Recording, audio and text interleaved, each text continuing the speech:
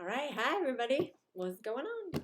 So we have all been trapped here in our houses. Well, I guess not everybody, but the good majority of people are trapped inside, and we're not out working and doing a bunch of stuff out there in the world. And I think that's why I'm getting so many messages this semester about procrastination and struggles with, staying motivated and keeping on top of stuff. So I thought I would make you guys this video just because I feel like for my in-person class this semester, you guys kind of missed out on this lecture. And I feel like I kind of gave you guys online like some tools and things, but I didn't really give you the full lowdown and impact of what I know that can help you to overcome procrastination in your life. So yeah, there's all kinds of tips and tricks and tools and things, and you'll find that out there. But if you don't really deal with the root cause of procrastination, then you're just going to keep doing it. And no matter how many tricks you kind of use, maybe it will help you sometimes, but it will not help you all the time because you haven't dealt with what's really going on inside you. So let's talk about what procrastination really is. Okay, so procrastination is actually caused by fear. So it's actually a reaction to fear, and it's a normal reaction to fear. So procrastination is a normal reaction to fear. What are we afraid of? Well, these are the two things. We're either afraid to succeed, or we're afraid to fail, or both. So you could be afraid to fail half the time and afraid to be successful half the time. Now, a lot of people are like, what the hell? You can't be afraid to be successful. Yeah, you can. Think about it this way. Maybe the closer you get towards a goal, when you start to get really close and you put in a lot of time and effort, and then you just at the last minute start freaking out and stop doing what you're supposed to do to get where you need to go, it's because you're afraid of what's going to happen once you do reach that goal. So let's say, for example, my goal is I want to lose weight. Okay, I don't need to lose weight, but let's just say that as an example, someone is trying to lose weight and their goal is to lose 30 pounds. Let's make it even crazier. Let's say their goal is to lose 100 pounds, okay? And they start working on their diet and exercise and all of that, and things are going smoothly, and they start to actually lose weight. And what happens is they start to notice that people are treating them differently now that they are reaching their goal, because now they look different. And so that creates a new situation that, maybe that person wasn't ready for. And as they get closer and closer to that goal, they might start to go, I don't know, I'm just going to cheat with this cake over here. I'm just going to cheat with, this pizza over here. And maybe that person doesn't understand why they're cheating on their diet when they're so close to that goal like that. They've come so far, they've done such a good job, but now as they're approaching that goal, they start to get scared because, oh my God, what if I do succeed? What if I become thin and everybody treats me differently from then on? And can I handle that? And do I really want that? So we think that we want the things that we want, and as we approach the goal, we start to see what it's really like, and that can be really, intimidating and scary. I know for myself, when I was going to school, okay, I had a long journey. So I started out as, I guess they call it a year one or G1 for your your master's program, and I made it through my master's degree in 2 years because that was just kind of like a baby goal for me. I wanted to get my master's, and then I wanted to go on and get my PhD. So when I started working on my PhD, everything was fine. As long as it was like regular school, I was cool.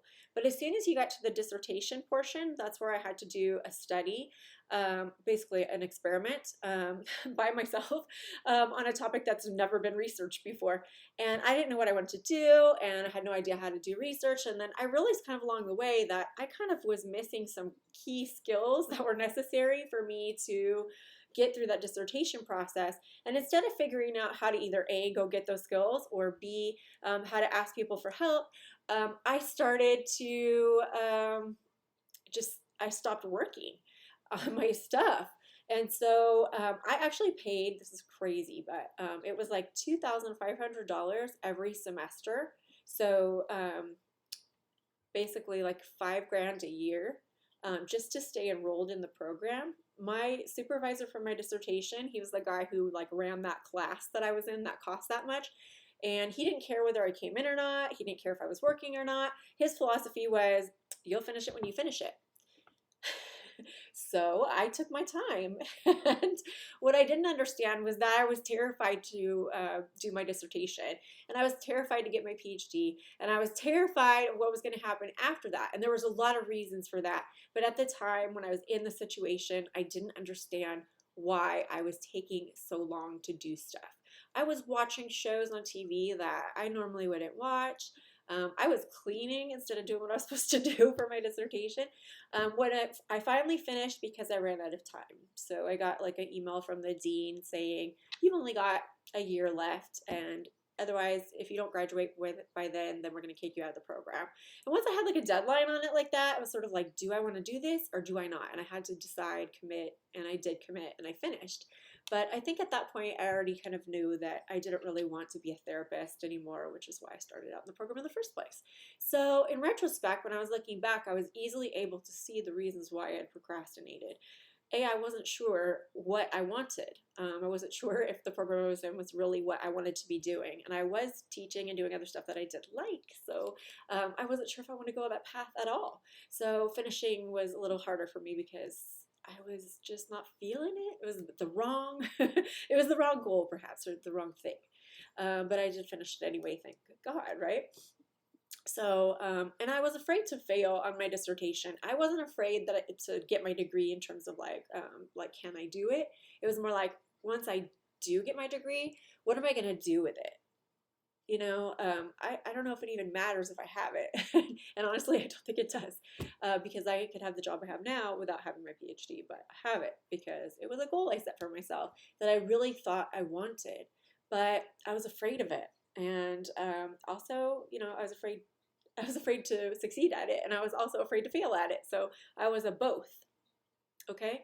So when you think about procrastination, the reason why we procrastinate on stuff has absolutely nothing to do with being lazy. I mean, yeah, in the moment we're being lazy, but that's not the reason why we're procrastinating. We're not procrastinating because we're lazy.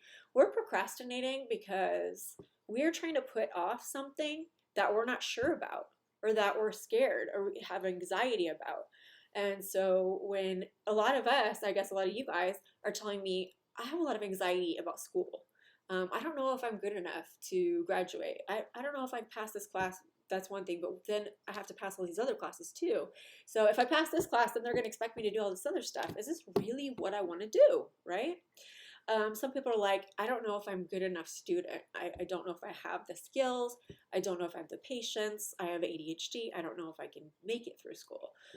So a lot of us are just afraid because we're not sure whether or not we actually have what it takes to get through school. And the thing is if you really want a goal badly enough, you will find a way to get to it. Or you'll find a wall that you can't overcome, and you'll realize, I need a different goal. So one or the other. Some goals are pretty difficult. So for me, if I were to set a goal like, okay, I'm going to be a ice skater, I fall even without like ice skates on. Like if I'm just walking, I might accidentally fall. So for me to become an ice skater would be kind of far-fetched, but if I really wanted that and I started now, I could probably become a pretty decent ice skater within like a couple years if I practice, right? So the thing about fear is that it's overcomeable, or I don't know if that's even a word, but fear isn't something that has to hold you back or hold you down. And what is getting in the way now of most people's procrastination is that they don't know what the cause of procrastination is. And if they did, then they could easily look at their life, maybe reflect with a therapist or a friend, or maybe a family member, someone that knows you well. You could reflect and figure out what it is that you're afraid of. And you can figure out why you're procrastinating. Because once you kind of identify those things and you realize and you have that moment where you're like, whoa, I actually am procrastinating because I'm afraid, then you can address the fear. And most of the time, the fear is just something simple. And I think what you can do is you can prove to yourself that you can overcome fears. And so think about something you're scared of. Like for me, I was always afraid of heights. Okay. So I was so scared of heights. And I think I actually told this story already to one of my classes, don't remember which one. But basically, to overcome fear, my fear of heights, I actually jumped out of an airplane. I skydived.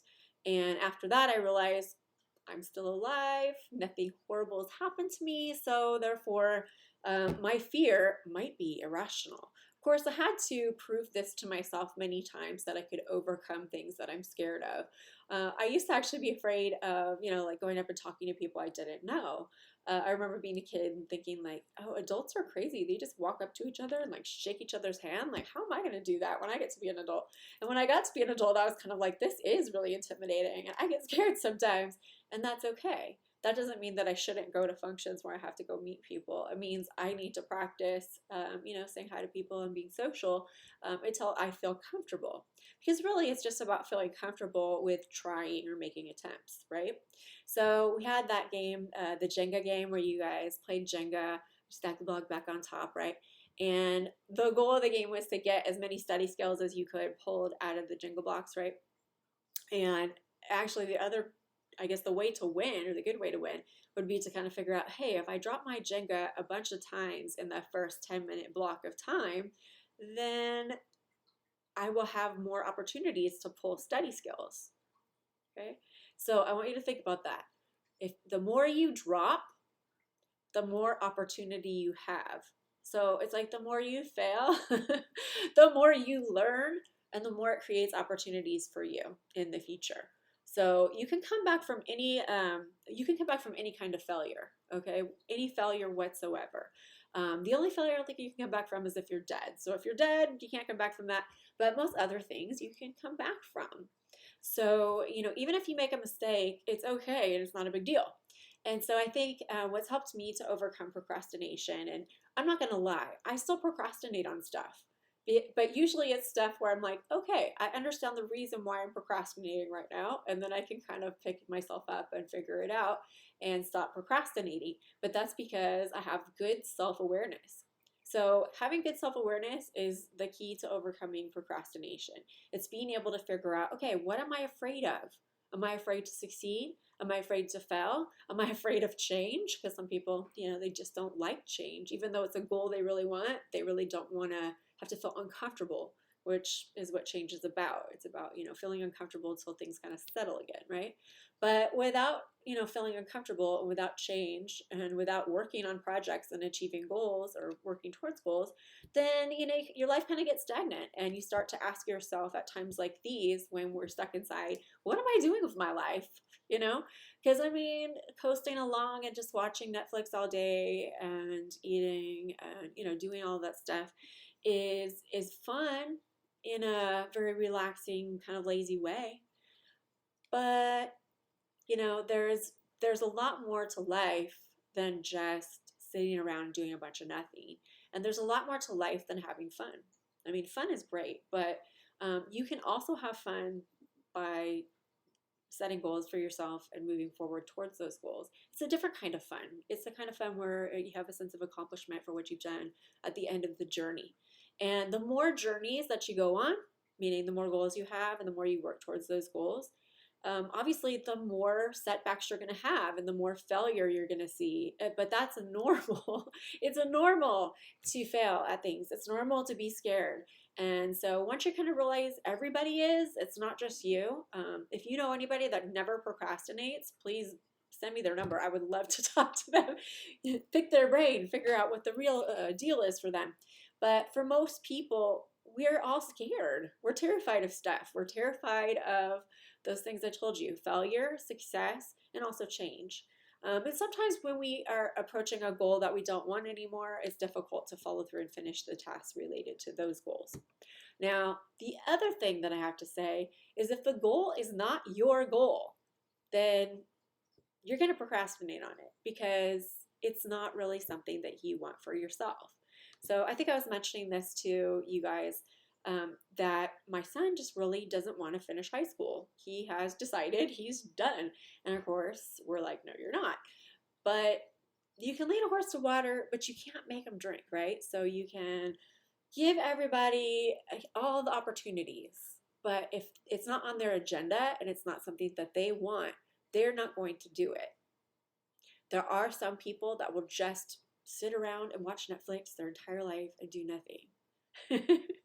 But I think it's more because they don't have that self-awareness to reflect and ask themselves why they're doing that. Because I think inside of every person is a desire to, contribute something to this world. Okay, so whether, you're a balloon animal artist or you're a CEO of some crazy company, you're contributing to the world. And so I think what you need to ask yourself is, how do I want to contribute to the world? And when you get really like, oh, I can't get started on stuff, I just can't get myself going, ask yourself, what am I afraid of? Really, what am I afraid of? And try to be honest. I think journaling is a really good way to kind of get to some of this stuff. Maybe you could get out just a piece of paper and start writing, I'm procrastinating today because, and then list your reasons, and then look back at them and see if whether they're valid or whether there's some things you need to add to that. That will help you in the process of self-reflection and figuring out what to do. If just working on it by yourself, you still can't seem to figure out the answer, you always have me, right? I'm here for you. Even if the semester's over, like, you can still contact me. As long as you were my student at one point, I'll always be there for you, okay? So just text me, send me an email, whatever, and I can walk through it with you. We can talk about it. If you are, too nervous to talk to me, I get it. You have friends, relatives, etc. Ask around, talk to them, talk to your friends about this stuff, and figure out, what am I afraid of? All right. So once you figure out what your fear is, it's a lot easier to face that fear. And I've noticed every time I gain that self-awareness about why I'm doing something, why I'm procrastinating, that helps me to move forward to actually do the thing that I need to do. The other thing that helps me with procrastination, of course, is good self-management. So like time management. Putting into place some of the things that we talked about this semester, like your day planner. I have my list. I have actually always my list going. Okay, this is like all the stuff I have to do. I have I have to mail an old phone back. Actually, I already did that. One of my websites, the navigation bar's down. I gotta do my census. Actually did it. I just have to mail it. And then my taxes. Yeah. So all this stuff has to get done. And that's something that helps me to kind of stay on top of those things that kind of I wouldn't be able to keep track of otherwise. You may notice that you don't procrastinate as much on things where you get immediate gratification from them. So like, let's talk about job versus school, right? So job, you go to work, you work for a couple weeks, and then you get a paycheck. And it's fantastic. And you're like, yay, I've got money. And that motivates you to continue to go in and make more money. Unless you hate your job, which that's another story. But school is one of those situations where you go to school and then it takes a really long time before you actually get that degree. And so that's why if you have like a really long journey ahead of you, to break down the journey into smaller pieces. Because the smaller pieces you have to look at, the easier it is to not procrastinate. So if you have like a big project, break it down into little pieces and just be like, okay, Monday I'm going to do this piece. Tuesday I'm going to do this piece. These are great ways to help you overcome procrastination. I'm also going to relink under this video, just in Canvas, I'm going to relink the 20 tips to overcome procrastination because those are really helpful and useful as well. So just to recap, you got to be aware of yourself, self-awareness, and you also have to have self-management, meaning you know how to run your life. You've got a time management system in place that makes sure that you get the stuff done that you need to get done. So if you have self-awareness and you kind of know what's making you tick and you're able to reflect and figure that out, and you have all these tools and tricks to overcome procrastination, you use those. Plus, you also are doing things like, journaling and talking to your friends, maybe going to therapy, trying to figure it out. That's going to help you as well. And then breaking down things into smaller pieces, right? So we can overcome our fear of failure, our fear of success, or our fear of change by just, doing those things. Okay, so I make it sound so easy, right? Like if you just do these things, no problem. But it's not like these things are easy things. They're things that take a little bit of time. Hold on just a sec because my screen goes into screensaver mode and then I can't see my notes. Where was I? I don't even know what I was talking about. I feel like I've been talking a really long time. So I guess I'm going to stop right now. And I just want you guys to know that you're doing good. I actually have been reading your journals and they are fantastic. That's why I'm actually doing this little mini lecture now because I kind of feel like everybody sort of has the procrastination blues because you're kind of stuck inside and it's forcing you to kind of think a little bit too hard about what you're doing. And I think sometimes when we start to have that self-awareness, but we don't have the insight yet, that can lead to some really huge, procrastination. So don't worry, you're on the right track. Just keep going. Don't stop now and do what you can to get through the rest of the semester. If you stop doing your stuff, pick up where you left off. I don't care whether you're, even if you're in no shape to pass, like you can't get there, what else are you doing right now anyways? I mean, if we're sitting around doing nothing, might as well get some practice in, work on doing some of these assignments and everything else, okay? So even if you haven't been here in a while and you're back, just pick up where we left off and just keep going till the end. We don't have much longer now, okay? So that's your pep talk. You guys can do this. I also want to say that I guess because of the lockdown, I've had more papers turned in or more like Journal 20. I had like tons of journals turned in. So you guys are actually doing your work and I'm really proud of you for those of you who have been doing what you're supposed to do. So right on and keep going. All right, I'm excited to check out your mission statement videos this week. And I guess that's it. So bye.